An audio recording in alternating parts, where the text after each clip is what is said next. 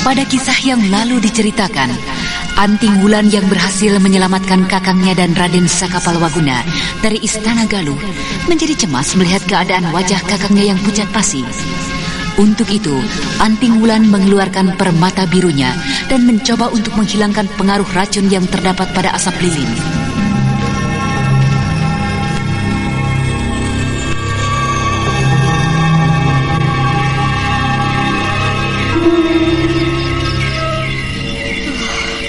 Dewata Agung, selamatkanlah jiwa Kakang Saka.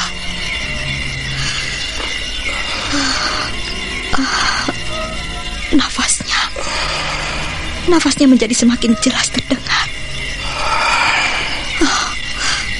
Wajahnya tidak lagi pucat seperti tadi. Aku harus menolong adik Sanjaya sekarang.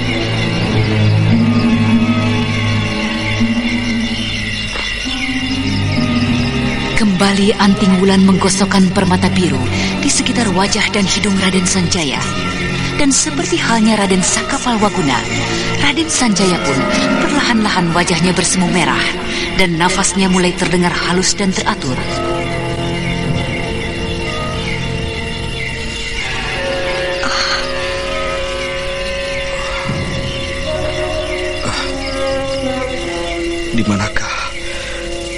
Di manakah aku ini? Kakang, kau sudah sadar? Kau Adik Wulan. Mengapa tubuhku jadi lemah seperti ini? Tenagaku hilang. Celaka.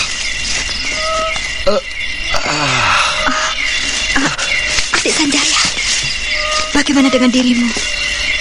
Bagaimana dengan kekuatan tenaga saktimu?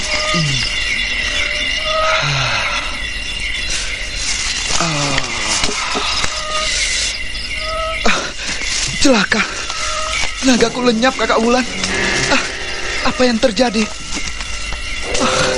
Celaka. Licik Paman Sora. Awas, aku akan membalaskan semua kelicikannya ini.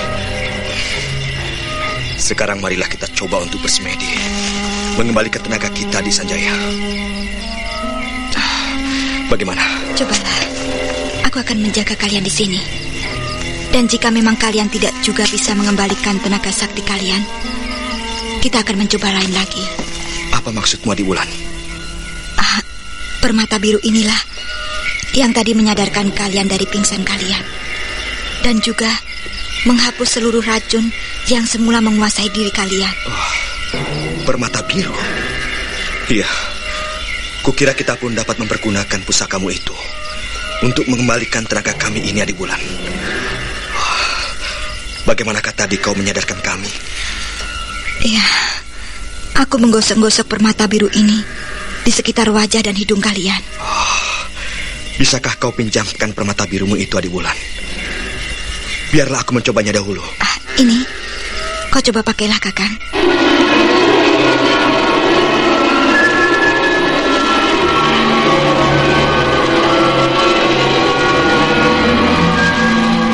Kita tinggalkan dulu Anting Wulan yang tengah mengawasi kakangnya dan Raden Sanjaya. Sekarang marilah kita kembali ke Istana Galuh.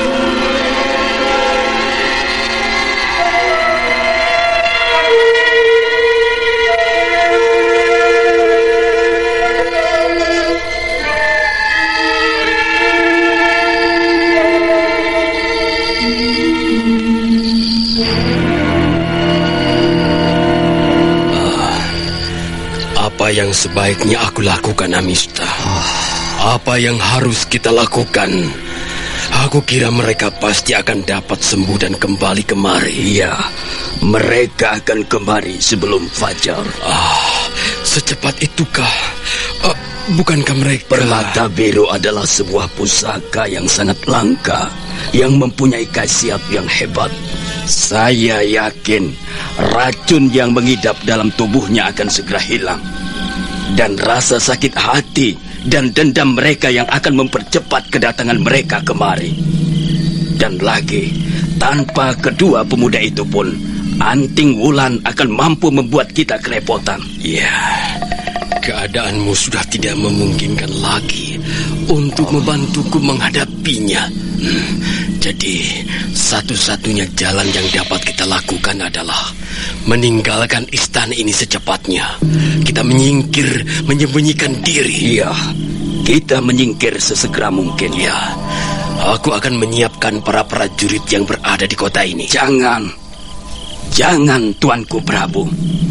Jangan membawa pasukan dari tempat ini. Dengan ribuan pasukan yang kita bawa, mereka akan dengan mudah dapat menemukan kita. Kita tinggalkan tempat ini dengan beberapa orang saja. Iya, kau benar. Kita tinggalkan tempat ini dengan beberapa orang saja. Dan kelak jika tiba saatnya, kita akan kembali merebut tahta ini sebagaimana yang mereka lakukan. Lalu bagaimana dengan Ki Barong Geni, Tuanku? Tewas di tangan Sanjaya. Biarlah 3 orang muridnya yang masih hidup bersama dengan Ki Suraprabha akan menyertai perjalanan kita.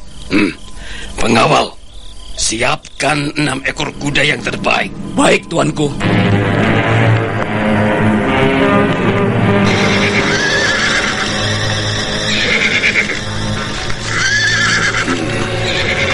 Aku tidak akan membiarkan anak itu mendapatkan galuh ini dengan mudahnya.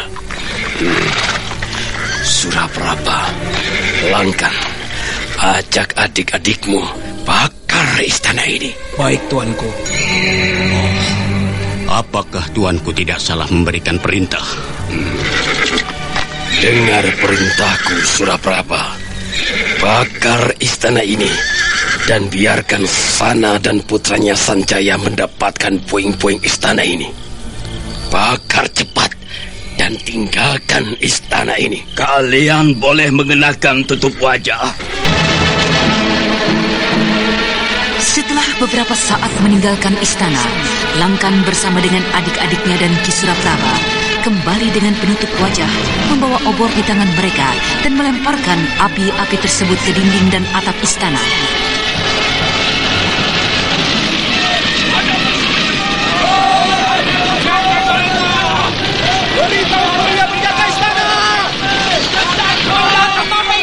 Ayo padamkan api!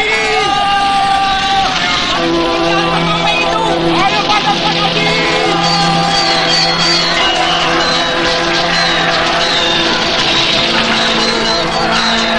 Malam belum lagi larut. Suasana istana Galuh dipenuhi oleh teriakan-teriakan dan caci maki, derap kuda serta denting-denting pedang dan teriakan kesakitan. Ayo, kita tinggalkan tempat ini! Hiya! Hiya! Hiya! Hiya! Hiya!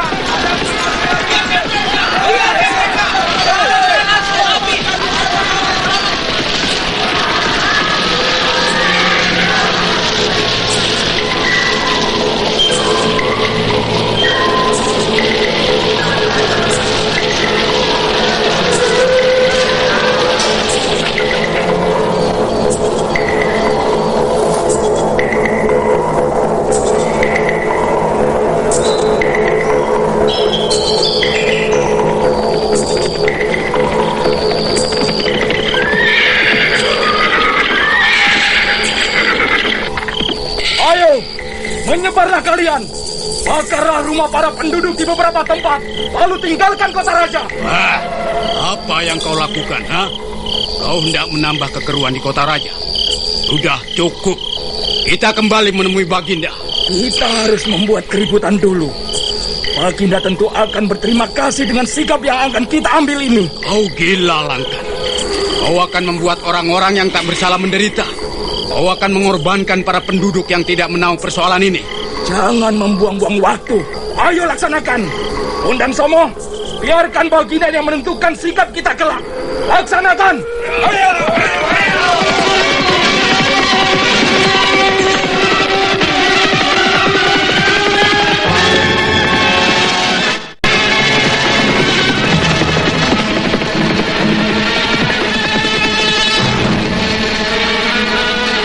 Ki Suraprabha terpaku di atas punggung kudanya. Ia hanya memandang saja kepergian Langkan dan kedua adiknya. Dan beberapa saat kemudian, ia melihat asap mulai mengepul dan jerit tangis di kejauhan terdengar.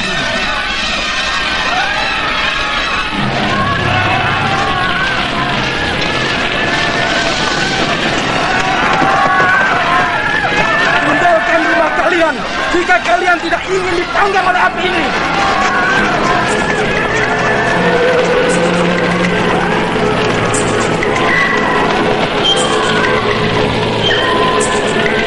Kekacauan terjadi. Api mulai berkobar naik membumbung tinggi. Tanpa belas kasihan, murid-murid dari Segoro Ireng menyambar api dari rumah yang satu dan melemparkan ke rumah-rumah lainnya. Hampir tidak terkendali semua tingkah mereka. Seluruh prajurit Galuh yang bermarkas tak jauh dari istana telah berada di seputar istana. Dan belum lagi mereka sempat mengamankan daerah-daerah lainnya di kota raja. Para pengacau itu telah membedal kudanya meninggalkan kota raja.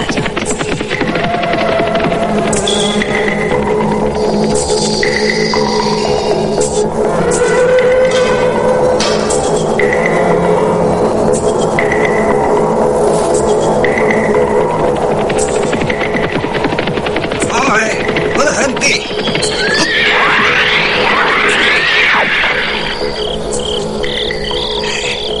Siapakah kalian ini? Hah? Setan-setan pengacau bertopeng. Pinggirlah pengemis miskin, pengemis usilan, atau kau akan menyesal mencoba menumbuk kami. Aku memang pengemis usilan. Karena itu, kau tidak perlu meminta aku untuk menyingkir. Hah? Ayo, turunlah dari kudamu dan tunjukkan wajahmu. Apakah kau memang seorang pengecut?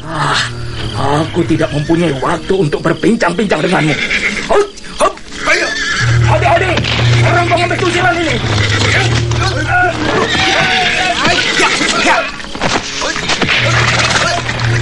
Ayo, percepat pekerjaan ini. Bunuh pengemis usilan itu.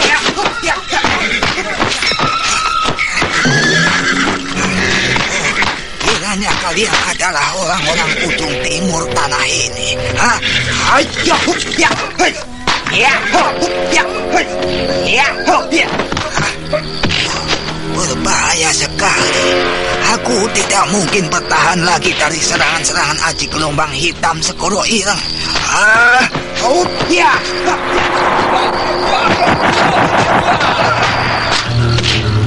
Serangan-serangan dari 3 murid Segoro Ireng sedikit pun tidak memberikan kesempatan pada Ki Parang Pungkur untuk bernafas. Dan pada saat-saat yang kritis itu, Biarkan saya menghadapi seorang dari mereka, Kek. Kau seekor keling, murid dari situ Awanayasa. Bagus, berhati-hatilah. Lawanmu itu menguasai kepandaian yang sangat tinggi. Jangan khawatir, Kek. Ade Dampu Awu, kau bantulah Ki Pungkur. Baik, Kang. dalam waktu yang tidak beberapa lama, pertempuran menjadi berubah. Kelompok Segoro Ireng yang semula berada di atas angin kini terdesak hebat. Raden Setakling yang telah menguasai kincir metu hingga tingkatan 10 mendesak lawan habis-habisan.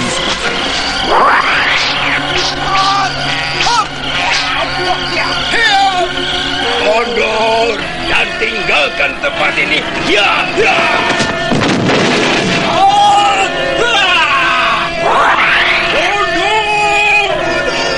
Ya. Selamat tinggal, sobat.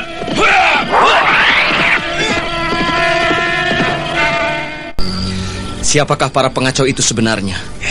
Entahlah. Tetapi dari kepandaian yang dimilikinya, jelas bahwa mereka adalah murid dari perguruan Segoro Ireng dari ujung timur tanah Jawa ini. Segoro Ireng? Ya. Hebat sekali kepandaian mereka. Iya, hebat sekali. Akan tetapi kepandaianmu jauh lebih hebat, Seta. Bukankah tadi kincir metu tingkatan ke-10? Iya, Kek. Agaknya itu prajurit dari Prabu Sora. Apa yang akan kita lakukan, Kek? Kita lihat saja nanti apa yang akan mereka lakukan.